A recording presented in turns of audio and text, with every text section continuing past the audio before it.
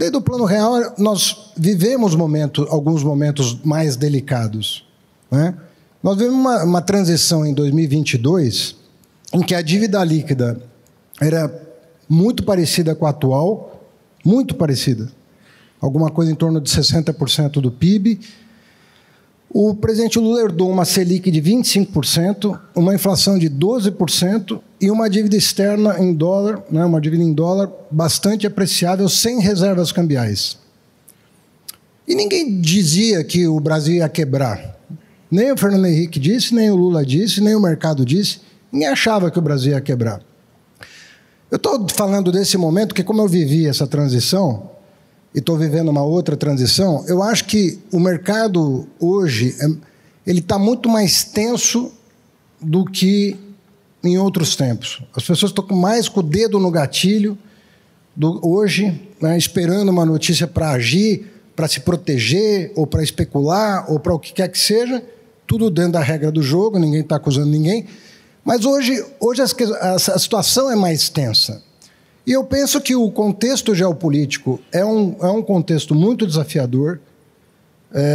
De fato, quando você vê uma turbulência na economia americana, falta de previsibilidade do que as autoridades econômicas daquele país vai fazer e da dependência do mundo em relação a essas decisões, as pessoas estão mais tensas. E não é no Brasil. Está todo mundo tenso. No México, eu converso raramente, é rara a semana em que eu não converso com alguma autoridade de outro país. E atenção, no México, na Colômbia, no Chile, que são países relativamente organizados, na China, no Oriente Médio agora. Acabei de voltar do Oriente Médio, há uma pressão enorme dos Estados Unidos para baixar o preço do petróleo meio que na marra, definindo até o preço. Vai ter que ser tanto para ajudar na desaceleração da inflação nos Estados Unidos. Isso vai comprometer crescimento, investimento, uma série de coisas que eles tinham planejado até 2030, eles possivelmente vão ter que refazer cálculos e tudo mais. Então, a situação externa é mais desafiadora. Nós tivemos um deslocamento maior da economia brasileira em dezembro do que os outros países, é verdade, mas do começo do ano para cá, as coisas estão se acomodando num patamar mais próximo do que vivem os nossos pares, com economias um pouco semelhantes. Nós estamos muito mais próximos. E algum escape do câmbio em função do déficit de transações correntes ia acontecer, né? Agora, nós temos um desafio. A minha primeira entrevista, em dezembro de 2022, foi sobre os desafios que estão colocados para a economia brasileira. E o diagnóstico que eu e minha equipe fizemos em dezembro de 2022 continua válido hoje, e todas as medidas que nós conseguimos tomar, porque nós dependemos de vários atores, às vezes do judiciário, às vezes do legislativo, às vezes do próprio executivo, são vários atores atuando no Brasil, e dentro da margem, do grau de liberdade em que a área econômica pôde atuar, nós tivemos avanços consideráveis que nem sempre são levados em consideração. Então, vou te dar um exemplo. Eu recebi um orçamento para 2023 com uma receita primária de 17% do PIB. A menor da história, em muitos e muitos anos. O ano passado, o dado oficial não está fechado, mas ela deve ter chegado a 18,3%. Tá certo? Sem aumento nenhum de carga tributária. Não se criou imposto, não se aumentou a alíquota, nada. Só se cobrou um pouco de quem não paga. E nem tem um economista no Brasil, sério, que diga que o gasto tributário não é exagerado no Brasil.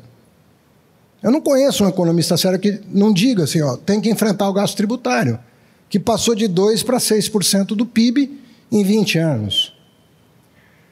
Nós temos também o desafio do gasto primário. E, pré-pandemia, o gasto primário estava em 19,5% do PIB. 19,5% do PIB. Nós trouxemos o ano passado para 18,6% do PIB, contando os investimentos que tiveram que ser feitos no Rio Grande do Sul para tirar o país de uma crise grave que ele viveu por razões climáticas. tem nada a ver com política, não tem nada a ver com partido, não tem nada a ver com ideologia. Tem a ver com mudança climática, que alguns negam, mas que está na ordem do dia no mundo inteiro. Então, quando você olha o filme, não só a fotografia, você tem uma outra impressão do que está acontecendo no Brasil. Então, o olhar externo sobre o Brasil, de agências de risco, FMI, próprios fundos soberanos, assets internacionais que investem no Brasil, a visão deles é um pouco diferente da visão doméstica sobre o Brasil, da imprensa, dos investidores locais.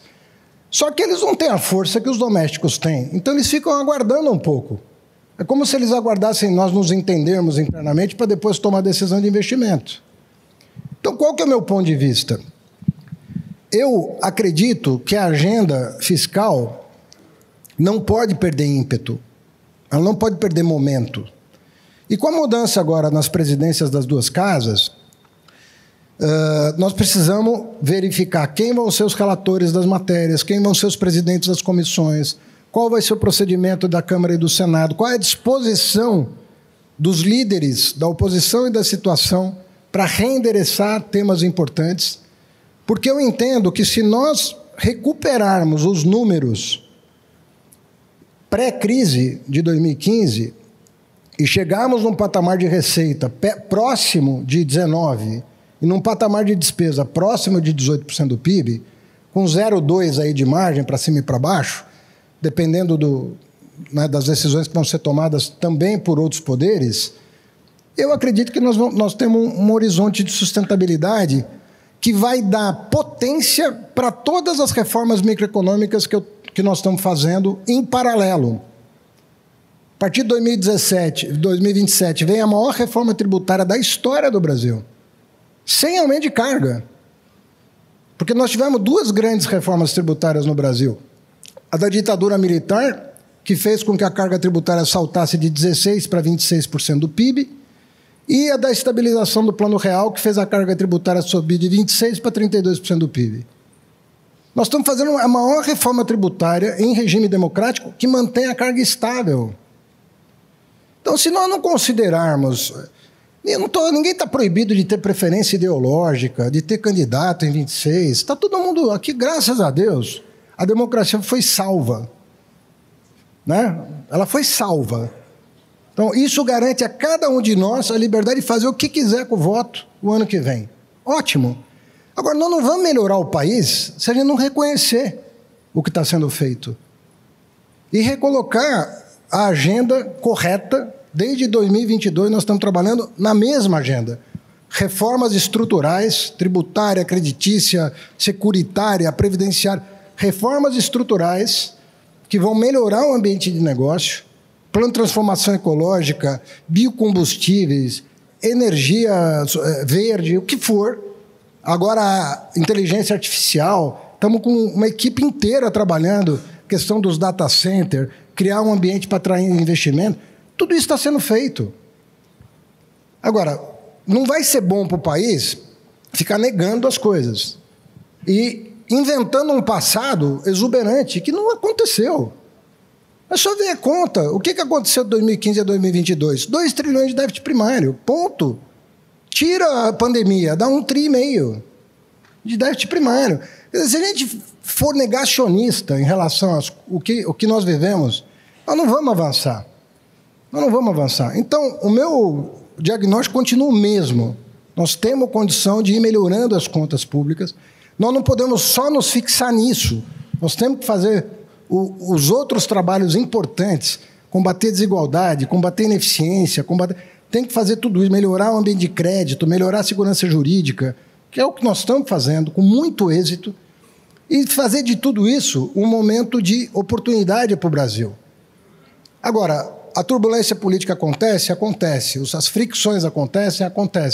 O papel dos homens sérios do país é tentar dissipar essas fricções e botar a agenda para andar, que é o que eu estou tentando fazer com os novos presidentes e com uma boa receptividade. Então, eu acredito que nós vamos retomar essa agenda de reformas.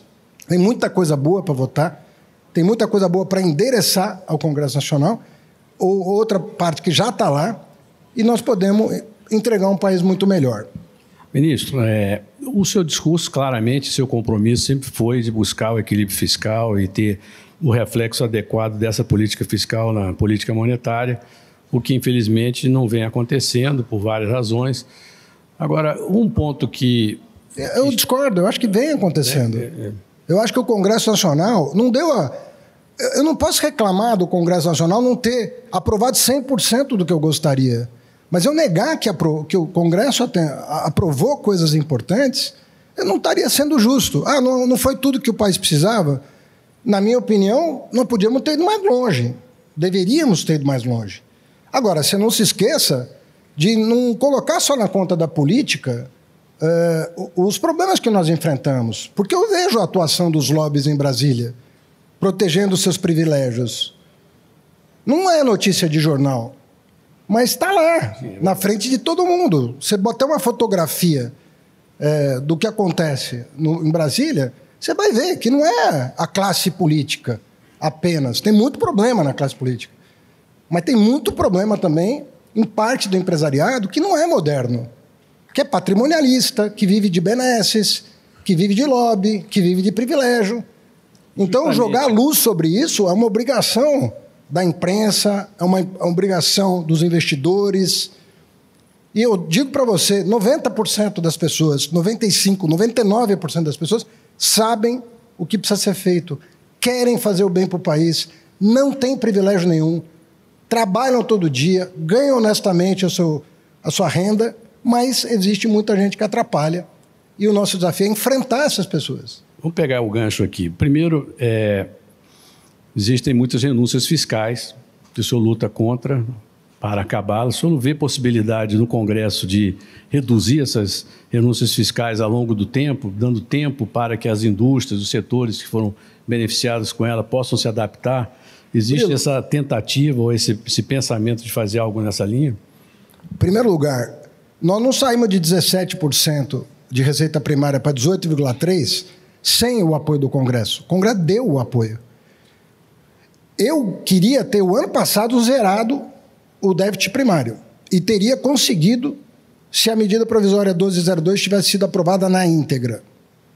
Parcelaram a reoneração da folha, parcelaram o fim do PERSE, parcelaram tudo, e eu não consegui o superávit que eu teria conseguido o ano passado, estrutural, sem maquiagem, sem ficar vendendo estatal na Bacia das Almas, sem ficar dando calote em precatório, sem nada disso, nós teríamos equilibrado as contas o ano passado. E com o Rio Grande do Sul incluído, não é excluindo o Rio Grande do Sul, é com o Rio Grande do Sul. Mesmo assim, nós teríamos equilibrado as contas. Então, é fácil, às vezes, para alguns analistas, sobretudo analistas que foram de governos passados e não conseguiram resolver o problema, jogar pedra agora. Mas por que não fez de um ano? Eu fico perguntando, por que você não fez em 3? Por que você não fez em 7? Então, eu penso, Murilo, falo isso como brasileiro, que não é candidato a nada o ano que vem, está olhando o país, assim, com o único objetivo, assim, eu gostaria que meus filhos morassem num país seguro, com oportunidades e com justiça social. Pô, não é tão difícil para um país abençoado como o nosso conseguir tão pouco, porque está tudo na mão para fazer. Meu desejo é que a gente foque, as pessoas que não têm interesse político imediato de torcer para A, B ou C, foquem no núcleo do nosso problema, no core do nosso problema, e ajude a área econômica a avançar nas discussões internas e externas com os outros poderes para a gente conseguir chegar lá. A situação externa, eu repito, não pode ser desconsiderada, porque ela é muito ruim.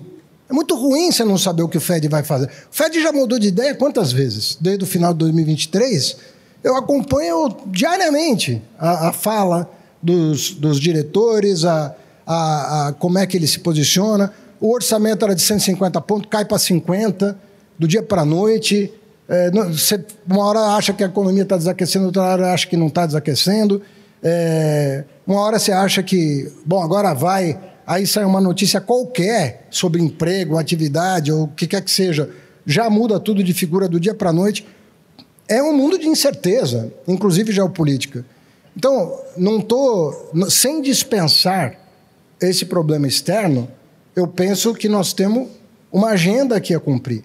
E quanto mais apoio essa agenda tiver das pessoas interessadas que o país avance, mais fácil vai ficar.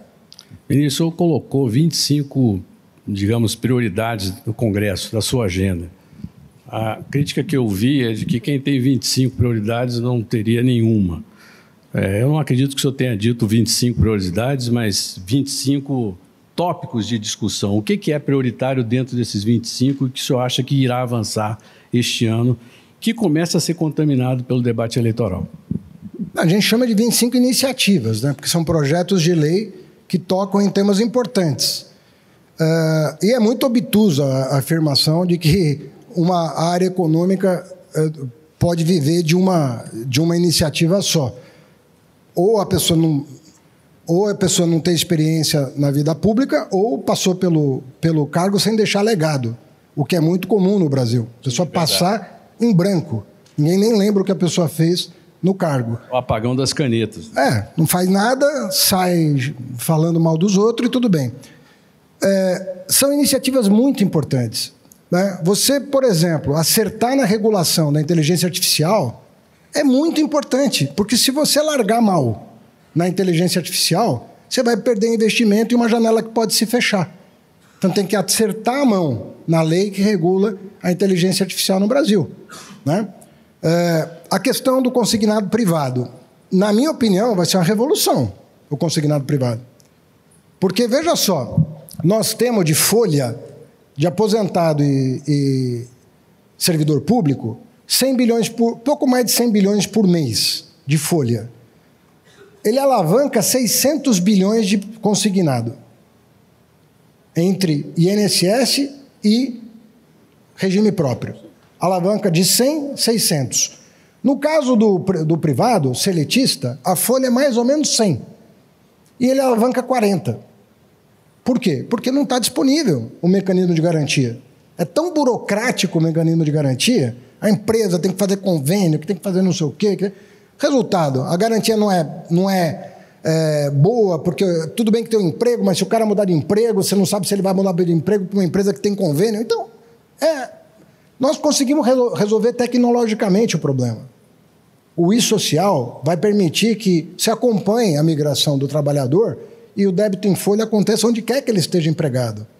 Ele não é aposentado e servidor que tem uma estabilidade. Não é. Mas tem muita gente com 10, com 15, com 5 anos de carteira assinada. Por que essa pessoa não pode oferecer como garantia, né, o seu contra-cheque e ter uma taxa de juro 50% menor, 60% menor, 70% menor do que a atual? Isso vai acontecer. Então, para mim, isso é uma coisa estrutural que vai ajudar muito os trabalhadores que hoje pagam 5,5% de juro ao mês no CDC.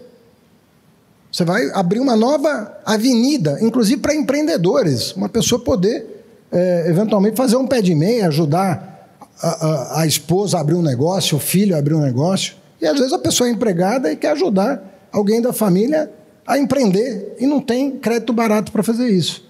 Você pode ter aí um caminho muito importante pela frente. Nós temos várias leis que já estão no Congresso. Tem uma lei apoiada, inclusive, pela FEBRABAN, de infraestrutura bancária. Essa infraestrutura já passou pela Câmara com 400 votos de aprovação, está no Senado. Fiz um apelo para o presidente Alcolumbre designar o relator do Senado.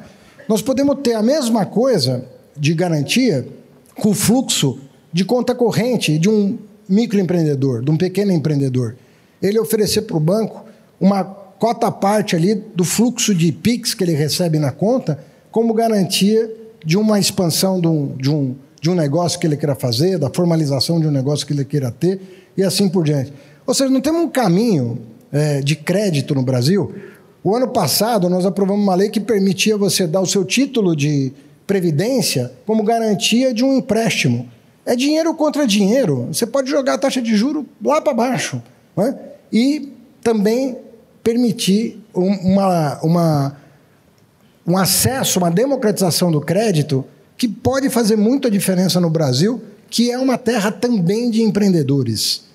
Nós temos muitos trabalhadores, mas nós temos muita gente que quer empreender e fica limitado pelas altas taxas de juros. Então, tem muita coisa. Se você pegar a lista, o aperfeiçoamento da lei de PPPs e de concessões. Ontem eu estava na B3, né, discutindo exatamente isso. E eu tive a honra de ser designado pelo governo Lula I a redigir a lei das PPPs, o que eu fiz com apoio do Marcos Barbosa Pinto, que hoje é meu secretário de Reformas Econômicas. E hoje a lei que foi elaborada por mim e por ele em 2003 é celebrada hoje, e as pessoas querem dar os retoques necessários para ela continuar alavancando investimento em infraestrutura. São coisas que foram plantadas 20 anos atrás e que estão resultando hoje. Ninguém ali prestou atenção naquela iniciativa do Ministério do Planejamento, onde eu era assessor especial.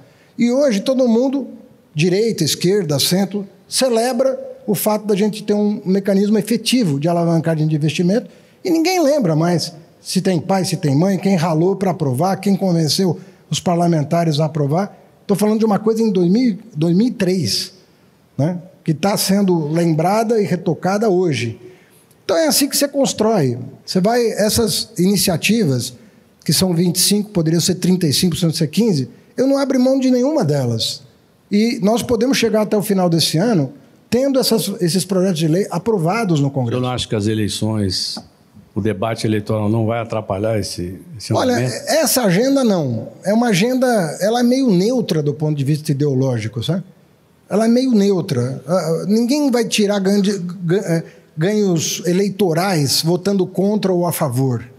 Então, eu não penso que 2026 vai contaminar 2025, porque é uma agenda institucional. Mas ela é uma agenda institucional como essa lei das PPPs que eu te falei. Ela vem produzindo bons resultados há 2 décadas e ninguém ali na ocasião ficou disputando paternidade ou o que quer que seja. A votação foi muito expressiva no Congresso. Nós devemos fazer a mesma coisa.